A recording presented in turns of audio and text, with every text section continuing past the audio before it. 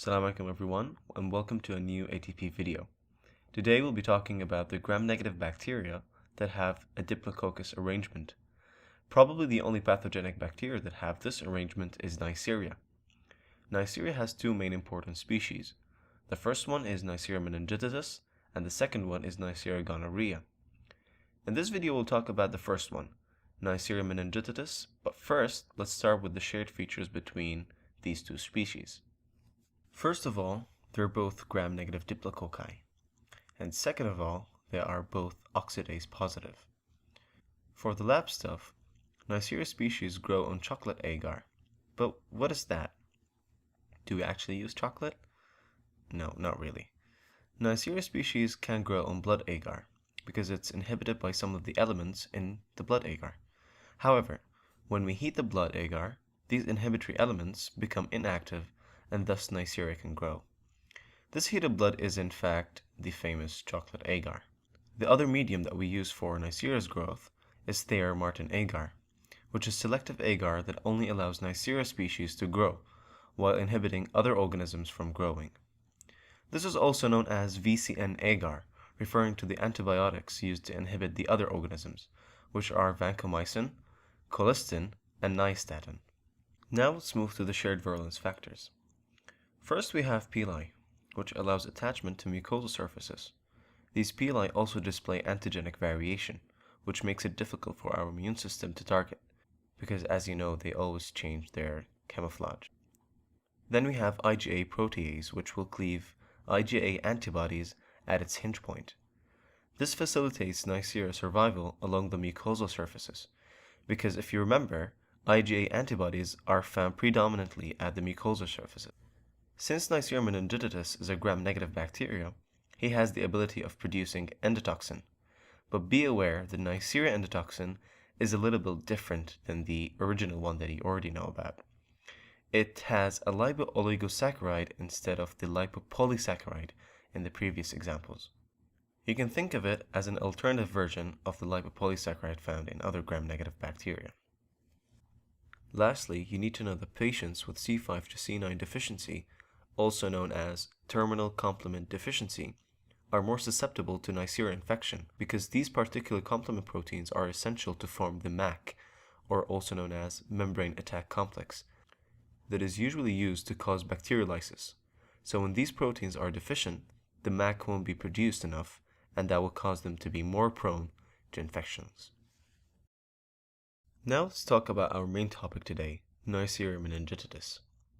The first unique feature that distinguishes Neisseria meningitidis from other Neisseria species is that it's the only one that ferments maltose in addition to glucose, while other Neisseria species ferment glucose only. You can remember that from the M letter in its name. Another differentiating feature is that it has a polysaccharide capsule. This capsule inhibits phagocytosis, and thus it's a very important virulence factor for this particular species, in addition to the other virulence factors that it has. A quick note here is that patients with sickle cell disease, or asplenic patients, asplenic means they don't have a spleen, are more susceptible to get Neisseria meningitidis infection, or any other infection with encapsulated organisms. Now let's discuss the pathogenesis of Neisseria meningitidis infection. First, it spreads by respiratory secretions, like respiratory droplets that come from sneezing, coughing, or kissing. Thus, it spreads more easily in crowds and between people in close quarters, like college dorm residents or military recruits. Neisseria meningitidis colonizes the nasopharynx first, and it uses the pili to attach to the nasopharynx mucous surface. And then it will use the IgA protease to escape IgA antibody. Then, it will use the blood to spread through the entire body, and we call this the hematogenous spreading. At the same time, it will utilize the polysaccharide capsule it has to protect it from phagocytosis, like we mentioned before. Then Neisseria meningitidis will cause two main diseases: meningitis, also known as meningococcal meningitis, and or disseminated meningococcemia. Let's begin with meningitis. Once inside the bloodstream, Neisseria meningitidis preferentially travels to the brain. Then it crosses the blood-CSF barrier and enters the cerebrospinal fluid, or CSF, where it replicates and causes inflammation of the surrounding meninges. Meningitis patient presents with symptoms like headache, fever, neck stiffness, photophobia. Photo means light in Greek, and phobia comes from phobos or fear, and it means feeling of discomfort in the presence of light. And lastly, phonophobia. Phono comes from sound in Greek, and it means feeling of discomfort in the presence of loud sounds. Now let's talk about disseminated meningococcemia. When Neisseria meningitidis spreads through the blood all over the body, it will release the endotoxin lipooligosaccharide, and this will result in massive inflammatory response that will result in increased capillary permeability and activation of coagulation. When there's extensive coagulation inside the blood vessel throughout the body, we call this condition disseminated intravascular coagulation. Intra means inside and vascular means blood vessels, so inside the vessels. This disseminated coagulation will consume the platelets and results in thrombocytopenia. The thrombocytopenia will result in increased tendency of bleeding because you don't have platelets, and that will happen throughout the body and will present as petechial rash, especially over the trunk and the lower extremities. Lastly, when there is damage to endothelial cells and increased capillary permeability, subsequently this will lead to leakage of blood to the interstitial space, and this will ultimately result in generalized hypovolemia, and clinicians call this hypovolemic shock. Hypo means less and volemic from volume. Now we'll talk about Waterhouse-Friderichsen syndrome.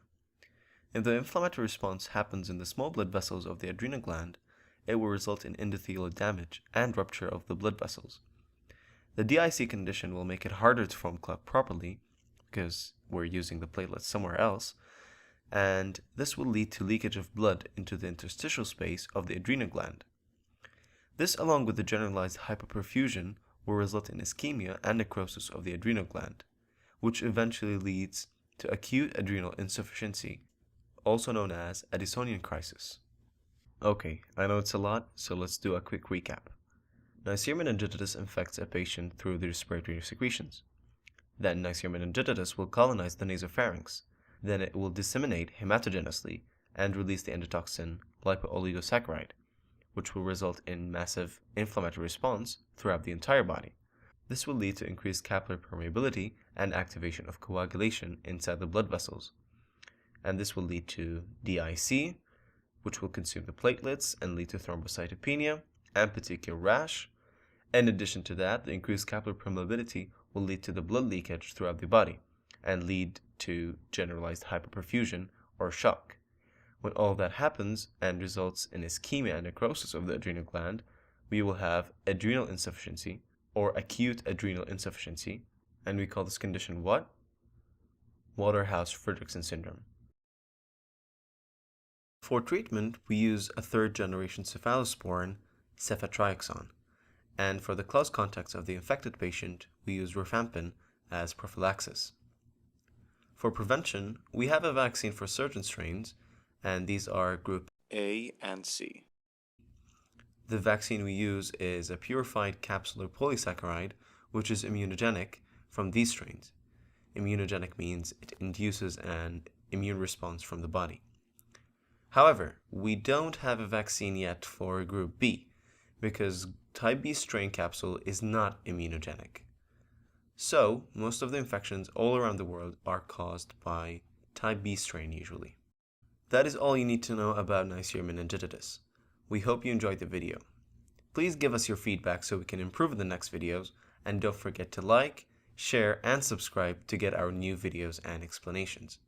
Thank you.